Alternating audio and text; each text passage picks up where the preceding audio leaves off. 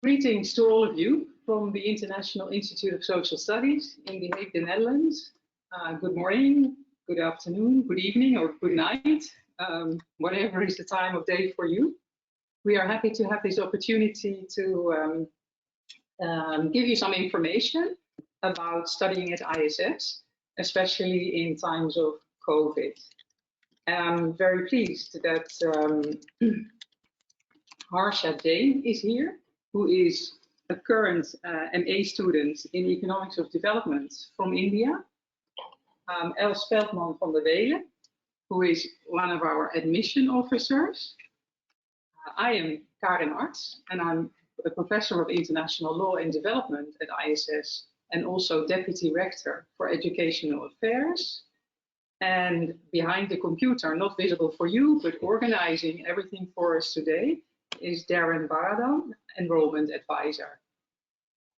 So because we can imagine that a main concern for all of you is the situation around COVID-19 and the impact COVID-19 may have had on the students in the past year and the prospects for the coming year. So for that, I would first like to give the floor to Harsha, our current MA student, who will give you a student perspective on this matter. Harsha. Hello, everyone. Greetings from ISS, and I'm glad to be on the other side of the call in just a matter of a few months. Regarding my experience in the times of COVID, I'd start from the starting, I guess, and there was a lot of ambiguity. There was a lot of uncertainty back a year ago when COVID was still at its peak and we weren't sure how the academic life going to be around, not just in ISS, but around the world. However, with time, I think things eased out. We got used to Zoom, and I think the world, it's the same that happened in the world. Everyone got used to Zoom classes. Everyone was together, I think, in trying to help find solution to how to make the time, make the best use of the time and the opportunity we had. Me personally, I had the option of choosing to defer as well. However, given the circumstances, I thought this was the best time to use to, upskill myself and learn more, add a degree to my resume, and meet more people. The world was definitely closed for us, but ISS gets you the world. So it was the best way to, expand your network, meet new people, and explore the world probably in a different way. So that's the decision I made, and I don't think there's any going back from there. It was great. It was a very different year. Most of our classes happened in the student housing, just a few buildings away from here. But that housing and that space became more like home even in a matter of few months, because all of us, the community that ISS definitely holds strong together, was there for each one of us, and that I think was the most important part. With respect to classes, I won't lie, it was tiring to be on Zoom.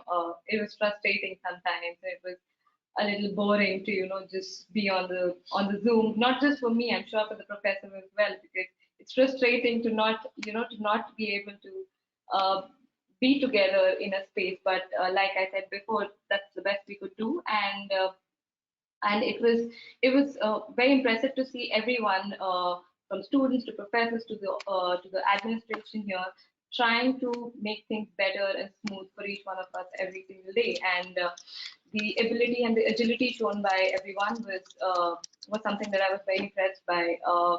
Just a few months back is when classes was allowed to be in person, and I think the decision came on Saturday, and on Monday we had the first class. So I think I was really impressed and very happy, and I can't. We all, when we first entered in a class in ISS, we were thrilled, and like, although it was 6 months later, I think the excitement and the joy was definitely there, and we have tried to make the most in the last 2 months with in-person classes as well. So yeah, that was very impressive, and I'm sure for all of you, things will be better, fingers crossed. So you will have more of that experience of an in-person class, which is way better. So yes, that's there. I believe there's hope for this year. There's lots to change this year again, and I'm sure whatever the situation would be, now we are even more equipped to deal with uncertainties and challenges that comes our way. And together, I think we'll be able to do it better this year. So thank you to ISS, and happy to be here to share my experience. Thank you very much, Harsha. Let me add a few words, which perhaps give a bit more of an institutional perspective on education in times of Corona in the year past. I must say the past year was already a little bit different because Harsha's batch arrived last September, and that was at a moment in time where we were all living under COVID already. And that was a big change compared to the year before when we were all sort of caught by surprise. So I think as an institution, we were better prepared. All of our courses, and I'm actually proud to say that all of our courses took place, and no study delay or whatsoever was caused by COVID or COVID-related reasons. I think, and it's also important to mention that, as in a way Harsha said already, of course, I mean there are pros and cons, and the length of screen time for everybody was a nuisance at some stage. But on the other hand, I also care to say that the student evaluations of the courses were actually very good this year, and the response rate was very high, so that gives us a reliable picture of what the large majority of students think. And many of them pointed out that there are also clear advantages to online courses. So even now, where we have resumed in-person teaching, there are some students who say, I actually prefer to join the class online. So it's not all negative. And definitely, what we've also learned, for example, is that there may be advantages to actually pre-recording lectures that tend to be maybe a little bit sort of top-down spreading of information. And students can watch that before coming to class, which then means that you free up time in the classroom for that interactive discussion that we all like so much to have. And I think, well, one reason for which the students relatively liked the online classes so much, I would say, is also because we tend to have, with the exception of a few courses, our courses tend to be relatively small. And with, say, 20, 25 people, and I'm a Vice Dean for Education, but I'm also a teacher. And so I taught online classes as well. And with a group of 20, 25 students, you can still have quite a nice and personal interaction, even if the session is online. Having said all of that, we are all thrilled now that we can actually resume in-person sessions. And as Harsha said, we did so the first day that was possible at 9 o'clock in the morning.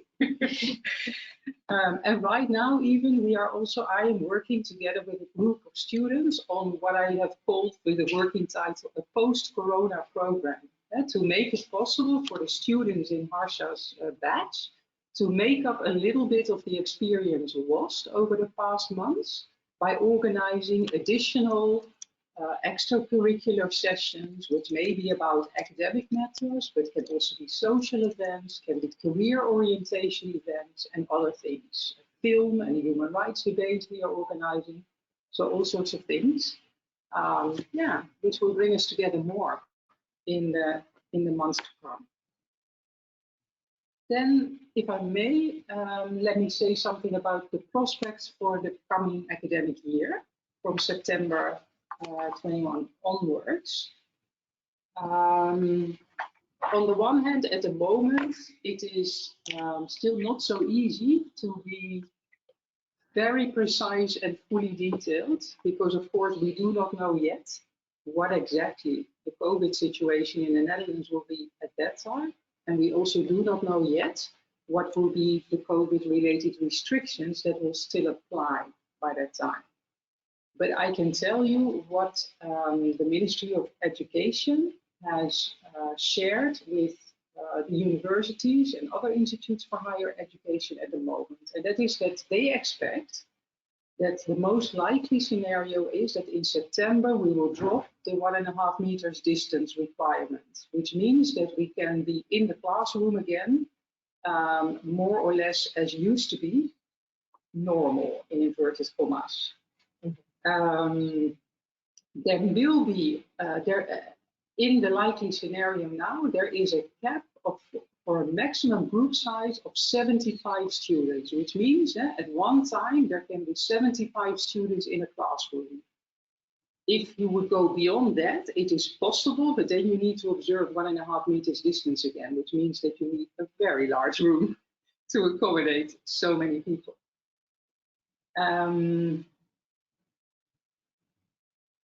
And here actually I note now that I already started also answering some of the questions that some of you have submitted for this session. We expect most classes actually to be in person, to be physical classes. I am very sure that in many courses there will also be online components, like some of the pre-recorded lectures that we have. They will remain. But they will be more or less, they will be part of the preparation time of the student before coming to class. They are not replacing in-person classes. And even where we have like our one and only next year plenary course, which brings all the ISS students together in one classroom, there the lectures are likely to be online, but they will be accompanied by in-person working groups always. So as much as we can, we will maximize the possibilities for in-person exchanges. Another question was, will there be study tours or study visits next year? And I would say yes, as far as we know, there's every reason to have study visits next year. In fact, here and now, also study visits are taking place. Small, mostly small, meaning 1 or 2 day trips in the Netherlands. And I've been told that both students and staff taking part in them actually enjoy them a lot. And there are various groups of students who plan to have visits to nearby European countries abroad in the autumn. So my expectation is that definitely in the next academic year there will be study visits as well. For your information, the vaccination campaign in the Netherlands is running really well. And a large part of the population has already received a call for their shots. And the expectation is that by mid-July, everybody who wants to have a vaccination will have had at least one. And after the summer, mostly people will be fully vaccinated. And that is a game changer, of course, in terms of what is possible, also in terms of traveling. Another question was, what happens if the Netherlands goes into lockdown again? Of course, a very real question. And if there's one thing that I've learned in times of COVID is that the unexpected can happen. And the unimaginable, in a sense, can happen. I've never thought that so many things that have been so self-evident for many of us, like getting together, traveling, etc., all of a sudden were not possible anymore. So we need to be cautious. At the moment, our experts, the scientists who make a formal group of advisors to the government, they say that they don't expect a large outbreak to hit again, mainly because of the success of the vaccination campaign. Of course, there are issues around new variants of the virus that we always have to take into account, but at the moment, there are no indications for that happening. Should it happen, nevertheless, then everybody can be assured that we can easily go back to online teaching again. And well, that might be working better than some of you may think. All right, maybe I should stop here, Darren. Yeah. Well, thank you, Karin, for the explanation and a brief introduction of the corona situation at ISS. We will now move on to all the questions and also followed by the answers. Some of the questions you have already asked earlier when you registered for this webinar session. So I'm going to start with the questions that has already been asked before going to the questions that are currently asked. So there are some overlaps, of course, and I'm just going to compile them. But mostly are questions about vaccination. So the first question is whether foreign students need to be vaccinated before entering the Netherlands. Is it a must, or do they get the opportunity to do it here in the Netherlands? And how does that work? Else, Karin? I can give it a try. Yeah. Of course, if you can get a vaccination in your own country, that is much preferred.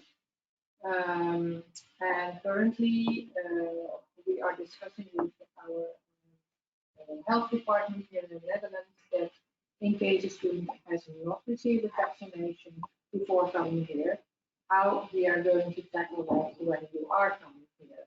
So there are still negotiations going on about that now, but we will surely have more information on that when we'll sit a little bit closer. We will have more information with details on how to go about it and when you can get a vaccination, how you can get a vaccination when you come here. So if you can get one in your own home country, please do. We're very much advised to get one. Okay, thank you. Sorry, Karin? Yeah, I just would like to add, just to avoid any misunderstanding, that there is no obligation to get a vaccination. Yeah? So I think these are decisions that people have to make for themselves. The advice strongly is to get a vaccination, but at the moment, being vaccinated is not a requirement for being allowed to enter the country. So also upon arrival here, of course, it's your choice to decide whether you want to be vaccinated or not, but it might quite well be so that in case you are not vaccinated, certain things will not be possible or maybe more difficult for you, like traveling within Europe, taking part in certain events, etc.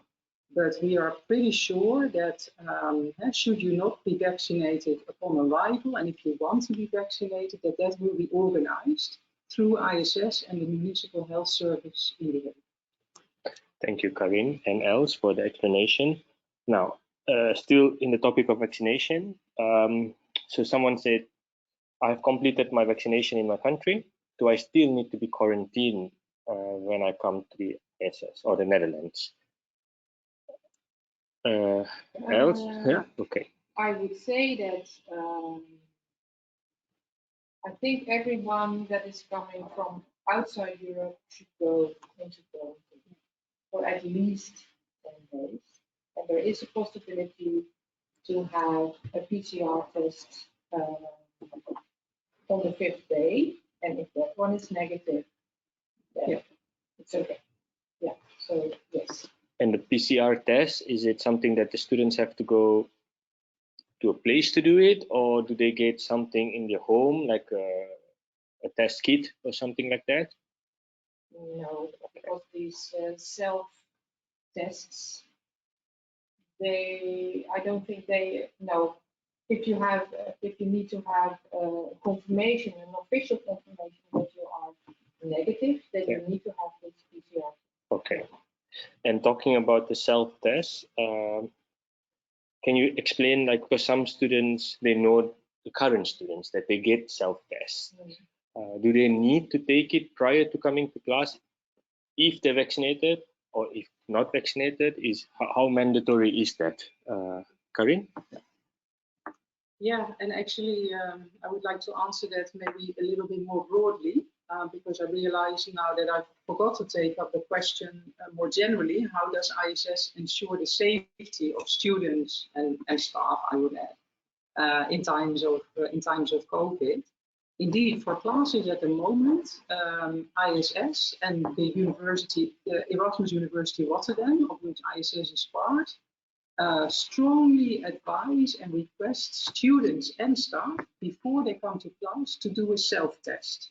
So that is not the PCR test to which Els referred just now, but that is a self-test, and that is actually, those are made available for free to students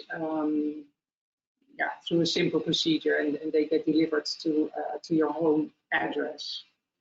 Whether that will still be in place in September, actually my personal expectation is that that will no longer be the case, because the infection rates will have dropped even further than they already have now. But of course, should the situation change, then that may come back in again. At the moment, self-testing is still strongly advised, but again, it's not compulsory and it is not checked. Otherwise, of course, we have both in the ISS building, where the classrooms are and the offices of the staff are, but also in the student hostels, there are general safety measures in place, like you are requested to clean your hands when you enter the building. You are requested to wear a face mask when you move around the building in common areas. There are walking directions in the building. Only one person at a time can use an elevator, and things like that. And in that way, we have managed to actually keep the number of COVID infections also among the students living in the student hostel to a minimum. We've only had a few cases in the past year, and fortunately, none of those students got seriously ill. So we were blessed, I would say. Yes, thank you, Karin, for the explanation. Now, this is a question all the way from India. It's a very long question. Okay. So students are required to come, are asked to come from the 27th of August. Now, and on top of that, you have to quarantine for 10 days. So they want to know if they can come earlier to meet those 10 days so they can actually start coming to class officially on the 30th of August. Is there a possibility? I mean, Karin or? Yeah, okay. I think unfortunately we are not yet able to give a fully and final answer, but we will be looking into this question as of early next week, and we'll see what is possible. There are issues around the availability of housing, but you can all be assured that we will, of course, know exactly when students will arrive, for how long they will need to be in quarantine, and we will then adjust the introduction program and also the teaching program to your situation. And maybe maybe I can, or Marcel, can I ask you to say something about how students who are in quarantine are supported by the institute? So when last year as well, this rule was there that we had to quarantine for 10 days, and it was very we got a very warm welcome from the university. We came in. There was I think there were students themselves who were coordinating to help you out. Get from the airport to the university. There was someone at the desk there to welcome you as well. We got a kit full of groceries and certain things that you would immediately definitely require for the next 10 days, so that you can minimize your visit to the store, etc. And of course, there were people around who you could always reach out to in case you needed anything outside that box as well. So overall, it was a very warm experience to have come here and be welcomed. It was daunting to be in your home country and think, how are you going to quarantine in a new country where you've never been and you've not seen the people. But I think all of that was settled once you reach here, and you have Sandy who comes every day to get you some breakfast and lunch, and you don't have to worry. It was probably a good 10 days when you didn't have to cook and worry about, you know. Yeah, because there's a lot more of that coming later on. So it was a very nice warm gesture, from groceries to lunch to breakfast. All of that was supported by ISS, and it was very well appreciated. Thank you very much, Harsha, for the explanation. Now, question coming all the way from Africa, somewhere in Africa that I know. Now, somebody has already taken their first shot in the country of residence. Now, they want to know, because the timing is a bit difficult, so they want to know if they can also have their second shot in the Netherlands. What are the possibilities of having that at the moment, or when they come here in September?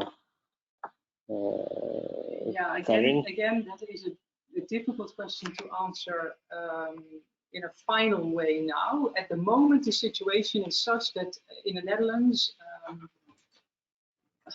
at large, you cannot choose which vaccine you will get. The other issue that I foresee is that you will need to have a very solid piece of evidence that you actually got the first vaccine and exactly the type of vaccine you got. And then it depends on whether that vaccine also is available in the Netherlands. I think gradually the expectation is that because in a little while the whole population, or at least anybody who wants to, will have been vaccinated.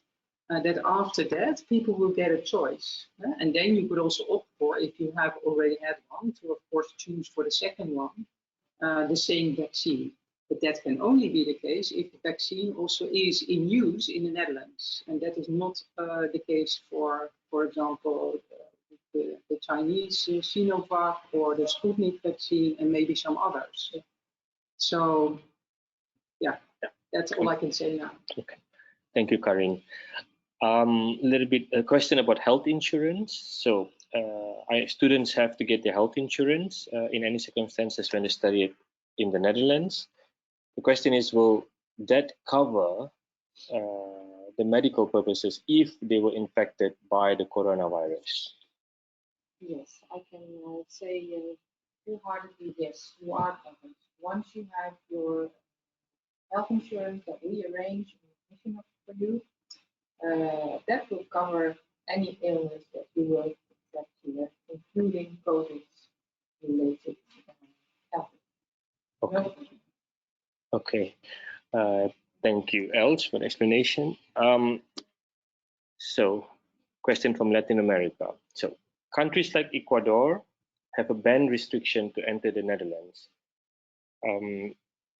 How about the visa? Can they still come into the Netherlands? Will they have problems with their visa when ISS applied for them? Will they have problems collecting their visa? It depends on what ban you mean. If we are referring to a flight ban, Yes. From their own country to the Netherlands, Yeah. There's nothing we can do about it. But we still apply for the visa because that is something we do. Of course, when the Dutch embassy is open in your country, you can go there and collect it in the passport. But you will have to wait until the flight ban is lifted on the plane. But you cannot go to another country to fly from there or whatever. So you would have to. You can only come here if there is no flight ban. Okay. Even if you have collected your visa in your passport and there is a flight ban, you cannot go. Karin? Yeah, thank you, Els. Just to add one sentence, in most situations, the traveling of students and the entrance in the Netherlands of students is seen as essential travel. So that means that even if there is sort of a general travel ban in place, very often essential travel is still allowed, and students are seen as, or traveling for study purposes is seen as essential travel. But of course, the practicalities to which Els spoke just now may still be obstacles for people. Yeah. Thank you very much, Els and Karin. Now, possibility of having a welcome ceremony in September. Is it something because students have heard about the legendary welcoming ceremony, which unfortunately Harsha haven't seen yet? She has, but she saw it online. Not good enough, of course. So no, Yeah. that's a big question. It's like 3 or 4 times prospective students have asked this, so they want to know because it's important for them to network with students, fellow colleagues. So they want to know. Of course, and for everybody, also for the staff in the institute, it's really important to mark the moment of the opening of another academic year and meeting the new batch students. So we have already started preparing the welcome ceremony at the beginning of September.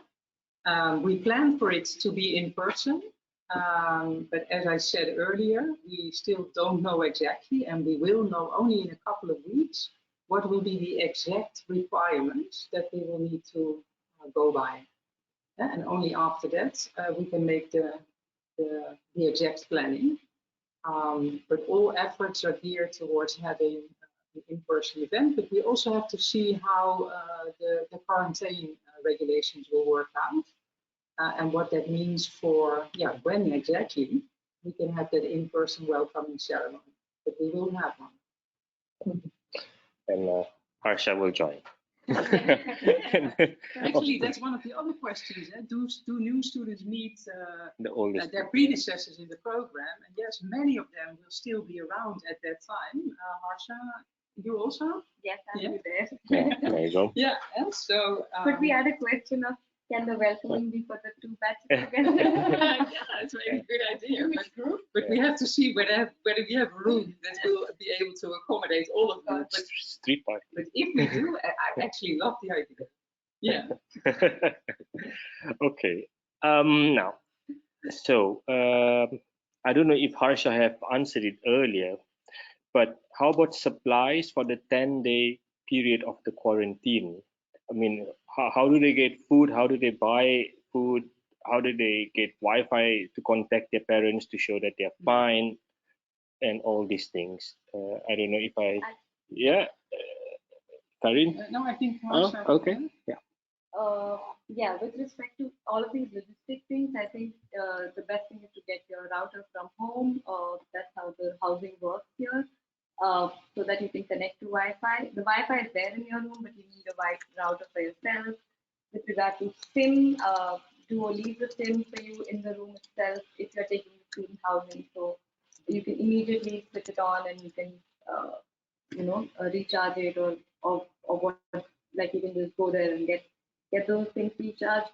With respect to groceries, like I mentioned earlier, we got a bag full of it already. I would also recommend get some things from home if possible, because for the first few days it's better to carry some of your essentials from back home. But if that's not possible, there are stores here, and there are all of us here who can help you out to get the things for you in case you can't move out during quarantine or. But most of it is already, the essentials are already there, and food is already provided from Sandy, who's the owner of the butterfly bar. I'm not sure of the details, but she's there to help us with food. So a lot of things are taken care of, but of course, things that you personally require, it's best to get it from home, and otherwise, if that's not possible, we are here to help you buy them from stores. Perfect. Thank you very much, Harsha, for the explanation. Now, slowly coming. The questions are not much anymore, so that means we have basically covered a good scope of it. But I'm just searching if there's anything else. Oh yeah. So what happens if someone can't come before the 30th of August because of flight options? They cannot find good flight options because there are problems in the countries and things like that. Is it possible to come later, and how late? And when do class start exactly? Questions like that. Is something for Karin or else? Yeah. I would say we strongly advise, and we will do our very best, and the admissions colleagues will do their very best to have students arrive on time for the program. If for one reason or another, for a few people that is not realistic, and actually that's not different from any other year, then tailor-made arrangements will be made. But in principle, we will start the program in person. The teaching will be physical, so it is not possible to, of your own choice, decide to join the program only after 3 months or later. The idea is really that we try to be all here in person end of August, early September. Thank you very much, Karin. And that is actually the last question. Oh, yeah, it is the last question. There are questions coming in, but it has already been answered. So you can see the recording and get the answer from previous earlier. Well, I think we have covered almost all the questions. Oh yeah, one more. This is a very good one. Can somebody come earlier, 2 weeks earlier, for example? Somebody who's staying in their own accommodation. Is it possible? And how do they go about quarantining? Like, and It is of course possible if you have arranged your own accommodation. I would say it is definitely possible to come earlier. You will have to arrange your quarantine period of 10 days, of course. And depending on where you are staying, there might be somebody who could help you. Maybe if you're in a private accommodation, that people can help you with that. But definitely it's possible. yeah. Okay. Thank you, Elch. Okay, there are questions about work and all these kind of things. Can you please send me an email, study@iss.nl, for all these questions, and then I will answer them at the later stage, because now we are focusing mostly on the COVID-19 situation and how it will affect you when you come and study at ISS. Well, there are no more relevant questions, so I think that's it for today. We can call, we have a lot of good questions and everything has been answered, and students are pretty happy. They're saying thank you here a lot, so just so everyone knows. So we really look forward to welcoming you here in September. But any last words from the Deputy Director, Els or Harsha, before we call it an end? So maybe Karin first. Yes, maybe just to say that after this webinar, you will all get the slides that Darren has been showing, and they contain some basic information about the structure of the program, about the different topics or thematic areas that the majors in our program focus on, the geographical origin of our students, the student number, and also various ways to connect through social media. And at the very end, the email address study@iss.nl, through which you can reach us with follow-up questions. I hope that we have managed to give you the information you were looking for. And if you have follow-up questions, let us know. Thank you very much. Thank you, So I Karin. pass on to Els. Yeah. Well, I hope this webinar was useful for you, and especially for those who are still doubting, should I come, should I not come, that this has tipped the balance to, of course, yes, I'm willing to come, I want to come. If you are considering applying to the program, it is still possible, so please, you're very welcome to submit your application. We can still process this, so yes, please do. Thank you. Thank you, Els. Harsha? I would just say congratulations to all those who have decided to come here and have got the acceptance. It's a great place to be. I can definitely say that with confidence and experience now. For all those still waiting, I would say take the plunge, because I wouldn't have chosen anything else. So I'm very happy, and I would like to share that experience with all of you on the other side of the screen. Come soon. We are here waiting to welcome you. So yeah, hope to see you all soon in person. Yeah, thank you, Harsha. And that's it. With that, we conclude our webinar session for today. As I mentioned earlier, if you have any question, please send me an email, study@iss.nl. You can see it on the screen at the moment. So we look forward to seeing you in late August. Have a nice day. Bye. Bye.